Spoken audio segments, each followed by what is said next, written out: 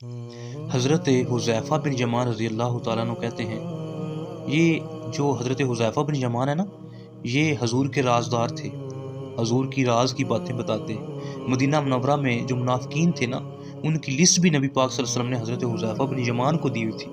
جب کوئی مشکوک آدمی مر جاتا تو صحابہ کہتے ہیں کہ ہم دیکھتے کہ اگر حذیفہ بن یمان نے جنازہ پڑھا ہے نا تو ہم بھی پڑھ لیتے۔ تو نبی پاک صلی اللہ علیہ وسلم بھی کچھ جنازے نہیں پڑھے حضور نے، یعنی کہ جس طرح ترمذی شریف میں فرمایا، جو میرے عثمان سے بغض رکھے میں اس کا جنازہ نہیں پڑھاؤں گا۔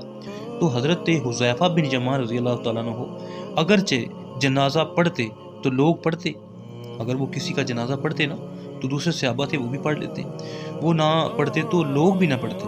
تو حضرت حذیفہ بن یمان رضی اللہ تعالیٰ عنہ کہتے ہیں کہ جناب عمر فاروق رضی اللہ تعالیٰ عنہ کی خلافت کے آخری ایام تھے، کچھ دنوں کے بعد وہ شہید ہو گئے۔ فرماتے ہیں کہ آدھی رات کا وقت تھا، میں گھر میں بے فکر ہو کے سویا ہوا تھا، اچانک میرے دروازے پر دستک ہوئی اور میں گھبرا کے اٹھا کہ اس وقت کون آ گیا دروازے پر؟ تو امیر المومنین فاروق اعظم تھے دروازے پر۔ میں نے کہا کہ حضور کوئی حکم ہوتا تو آپ مجھے بلا لیتے۔ تو فرمایا میں تیرا امیر بن کر نہیں، تیرا ویر بن کے آیا ہوں۔ امیر المومنین کی حیثیت سے سرکاری کام سے اگر بلاتا تو وہاں بلاتا، مجھے ایک ذاتی کام پڑ گیا ہے تجھ سے۔ تو میں نے حضرت عمر فاروق رضی اللہ تعالیٰ کو گھر کے اندر کہتے ہیں کہ میں نے چارپائی کے اوپر بٹھایا، میں نے کہا کہ عمر غریب آدمی ہوں، میں آپ کے کیا کام آ سکتا ہوں؟ تو کہتے ہیں کہ انہوں نے نا مجھے ساتھ بٹھا لیا، پھر میرا ہاتھ پکڑ لیا، فرمایا تو عمر کو جانتا ہے کہ عمر جھوٹ نہیں بولتا، عمر وعدوں کا پکا ہے۔ عرض کی حضور جانتا ہوں۔ فرمایا میں اس وقت آیا ہوں جب کوئی نہیں دیکھ رہا۔ تو حضرت حذیفہ بن یمان رضی اللہ تعالیٰ عنہ کہتے ہیں کہ میں پریشان ہو گیا کہ حضور بتائیں کس لیے آئے ہیں آپ؟ تو حضرت عمر فاروق نے فرمانے لگے کہ 62 سال کا ہو گیا ہوں، 63 سال میں قدم چل رہا ہے اور داڑھی بھی سفید ہو گئی ہے، پھل پک گیا ہے۔ اٹھ فریدا ستیا تے تیری داڑھی آئی پور، اگا نیڑے آ گیا تے پیچھا رہ گئی دور۔ اب قبر حشر کا معاملہ صاف نظر آنے لگا۔ عرض کی حضور مجھ سے کیا چاہتے ہیں؟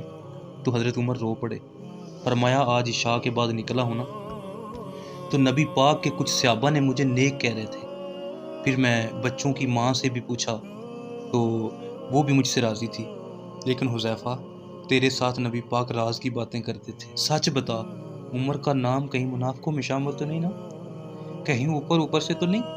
سب کچھ حضرت حذیفہ بن یمان رضی اللہ تعالیٰ کہتے ہیں کہ میں باپ کے مرنے پہ اتنا نہیں رویا تھا کہ عمر کے ان سوالوں پہ میں رونے لگا۔ قدموں میں بیٹھ کے میں نے کہا نہیں عمر یہ تو کیا کہہ رہا ہے؟ وہ کہتے ہیں کہ میں نے نبی پاک سے یہ تو نہیں سنا کہ تو منافق ہے، لیکن میں نے نبی پاک سے یہ ضرور سنا ہے کہ اگر میرے بعد کوئی نبی ہوتا تو عمر ہوتا۔